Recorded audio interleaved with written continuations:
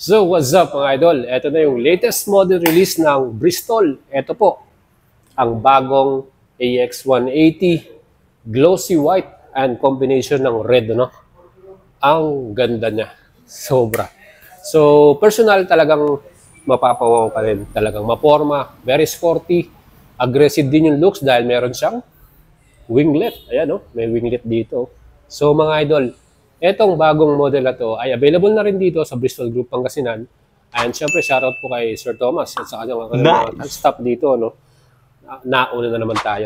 Di ba mga idol? So, lagi lang kayo tumutok sa ating YouTube channel para sa mas marami pang update ng mga bagong paparating na motor.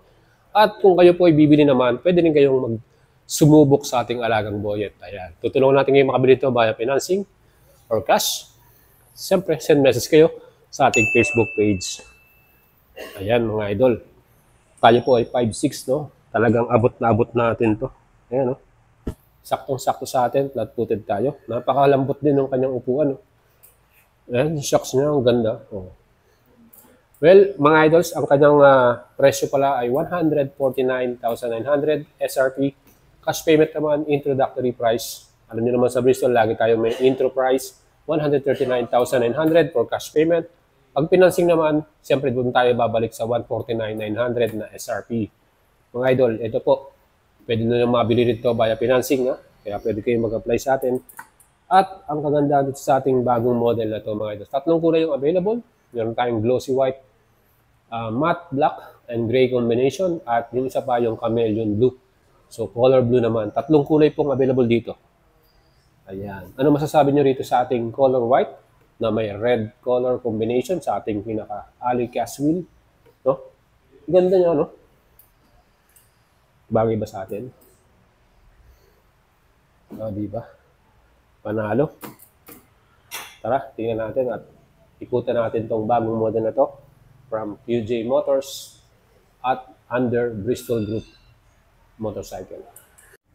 So guys, yung combination ng kulay niya, ang ganda, no? White, then may red touch, tapos merong black sa likuran, ano? So yan po yung combination, and color red yung ating mags, yun. So mga idol, ano masasabi nyo rito sa ating brand new model na to? Ganda, no? At pag nakita nyo sa personal, talagang iba rin yung tindig niya, eh. May masasabi tayo na quality rin talaga yung kanyang pagkaka-build, no?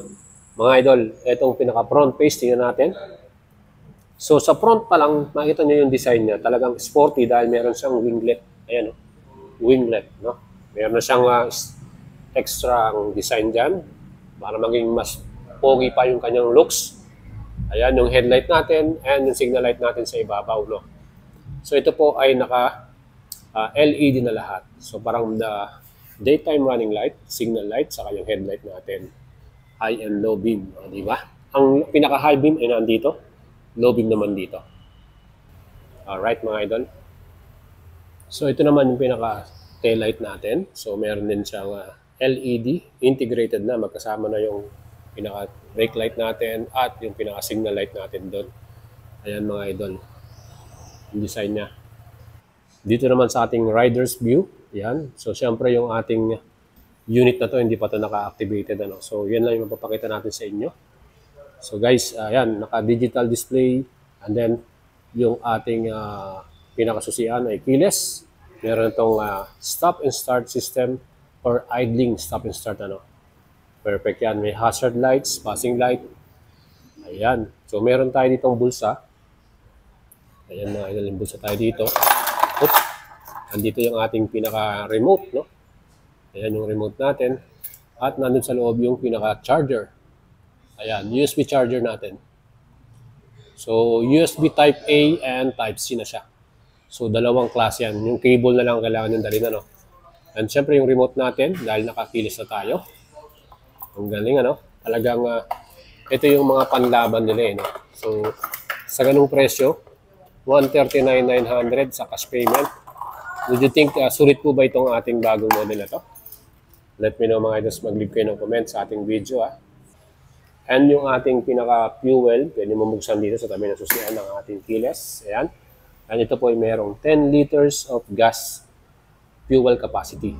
Dami, di ba? Siyempre yan po ay unleaded, no? So yan guys. 10 liters of gas. Meron tayong average fuel consumption KML na 35 to 40. Dahil ito po ay naka 180cc engine, asahan na natin na medyo malakas-lakas ng konti yung ating gas consumption. Dito naman sa ating upuan, ayan, ganda rin ang design niya, di ba? Talagang confident. Maganda rin yung ating upuan dito. Malambot, makapal yung foam. Ayan. So, yan po, may stitches pa ng color white, no? And may logo ng QJ Motors dito. So, sa loob naman, ayan yung ating, ang laki din ng, compartment, no? So, talagang marami ka rin madadalang gamit mo dito. Meron din siyang helmet hook doon. Pwede natin pagsabitan ng helmet pag nasa parking tayo. So, yan guys, yung ating pinakaupuan at yung design niya. Ganda, diba? Para sa ating makina, ito po ay QJ Motors hybrid engine. So meaning meron tayong battery assist, ano? So mas maganda yung ating magiging consumption dito. Hopefully, pati din sa performance, mas maganda yan, no? Extra push. Sana nga, maging, syempre titingnan natin yan later on, malalaman nyo yan, mga ilan. At ang ating engine po ay merong total displacement 180cc, single cylinder, single overhead camshaft, liquid cool, 4 valves. At yan po ay CVT transmission, fuel injected. Grabe, no? Malakas na makina natin, mga idol, 180cc, ano?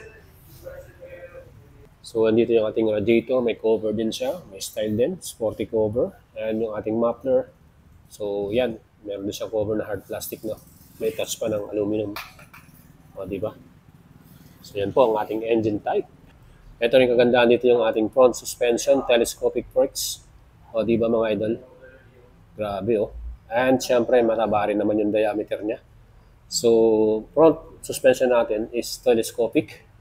And sa atin namang pinaka-braking system, kita nyo, round disc, no? Naka-round disc tayo and one piston caliper. Equipped ko ng ABS, anti-lock braking system. So, meron tayong ABS dito, mga idol. Yung tire natin dito is 180 by 14.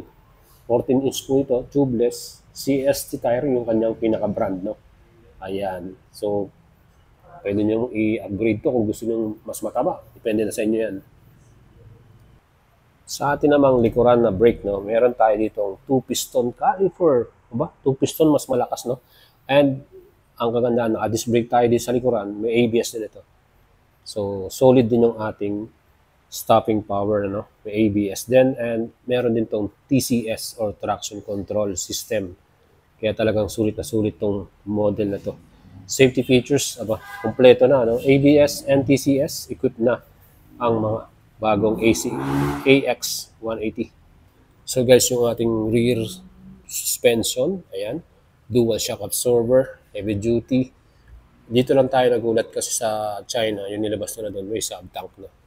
With sub-tank. Dito ngayon wala sub-tank.